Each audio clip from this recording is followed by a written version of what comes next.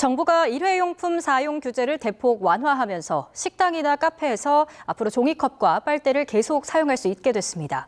소상공인의 어려움을 덜겠다는 취지인데요. 현장 혼선과 환경단체 반발이 나옵니다. 취재기자 연결해서 자세한 내용 들어봅니다. 신지원 기자. 네, 사회정책부입니다. 네, 일회용품에도 종류가 많습니다. 앞으로 정책이 각각 어떻게 바뀌는 겁니까? 네, 정부는 지난해 11월부터 1년간 매장 내 일회용품 사용을 규제하는 계도기간을 진행해왔습니다. 오는 23일 계도기간이 만료될 예정이었는데 이를 2주 앞두고 사실상 규제를 철회했습니다. 일회용품 종류별로 규제 완화 방식이 조금씩 다른데요. 비닐봉투의 경우 계도기간 소비자의 적극적인 참여로 사용이 개선됐다는 게 환경부 입장입니다. 따라서 비닐봉투를 사용하는 편의점이나 마트에 과태료를 부과하는 대신 장바구니나 종량제 봉투, 생분해성 봉투 등 대체품 사용을 권장하겠다는 방침입니다. 또 플라스틱 빨대는 계도기간을 무기한 연장하고 종이컵은 아예 사용 규제 품목에서 제외하겠다고 밝혔습니다. 특히 플라스틱 빨대와 관련해 대체품인 종이 빨대 가격이 3배 더 비싸다면서 가격은 높고 소비자 만족도는 낮아 소상공인의 고충이 많았다고 설명했습니다. 또 종이컵은 실제 재활용률이 13%에 그친다면서 매장 내 분리배출 방식을 개선해 재활용을 높이겠다고 밝혔습니다. 네, 이번 규제 완화를 두고 소상공인 반응 나뉘고 있죠? 네, 우선 소규모 자영업자들은 환영하는 분위기입니다. 친환경 대체품을 마련하기 위한 비용이나 소비자 만족도, 인력 등 여러 측면에서 불편한 점이 많았다는 겁니다. 친환경 대체품을 착실히 준비해온 매장에서도 일단은 숨통이 트인다는 반응이었습니다. 그다음에 종이컵을 사용하면 설거지를 안 해도 된다는 또 그런 장점이 있기 때문에 1인 매장인 경우에 설거지 할 수 있는 인력이 투입되지 않아도 되기 때문에 굉장히 좋아하는 그런 지금 분위기입니다. 네, 소상공인 연합회와 한국 프랜차이즈 산업협회도 정부의 규제 완화 발표에 즉각 환영의 뜻을 밝혔습니다. 비용 증가와 인력난, 소비자와의 갈등에 직면하는 소상공인의 부담을 덜어줄 바람직한 결정이라는 겁니다.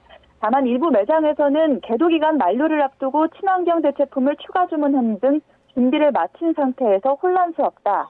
언제 또 정책이 뒤바뀔지 몰라서 불안하다는 반응도 나오고 있습니다. 또 플라스틱 대체품인 종이 빨대를 생산하는 업체들은 하루아침에 날벼락이라는 입장입니다. 환경단체 반발이 적지 않을 거로 보이는데 어떻습니까? 네, 환경단체는 거세게 반발하고 있습니다.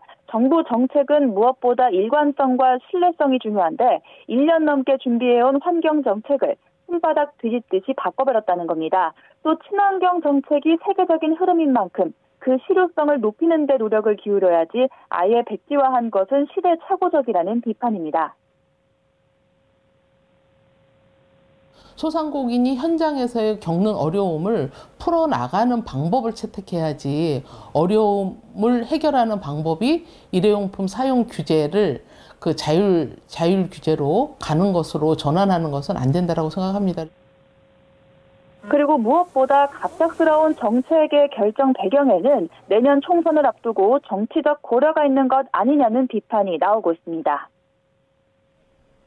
환경 문제가 걱정되는 건 사실인 것 같습니다. 정부가 어떻게 대응하겠다는 입장입니까?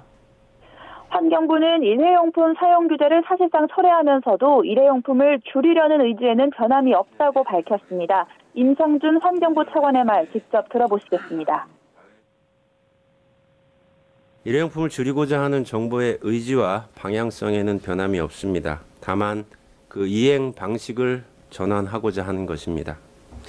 규제를 통해서 조급히 그 목적을 달성하려 하기보다는 지금의 어려움을 힘을 모아 극복하고 그러나 구체적으로 어떻게 일회용품을 줄여나가고 어떻게 친환경 정책을 펼칠 것인지에 대해서는 설명하지 않고 있습니다.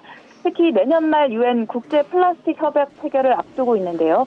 환경부는 일회용품을 포함한 플라스틱 전반에 종합적인 감축 계획을 준비하고 있다면서도 세부적인 내용은 공개하지 않았습니다. 최근 공개된 국제 플라스틱 협약 초안에는 플라스틱 재활용을 확대하는 것뿐만 아니라 생산, 유통, 수출입까지 줄이는 내용이 포함되어 있는데요. 세계적인 친환경 흐름 속에 우리 정부만 거꾸로 가고 있다는 비판이 나오고 있습니다. 지금까지 사회정책부에서 전해드렸습니다.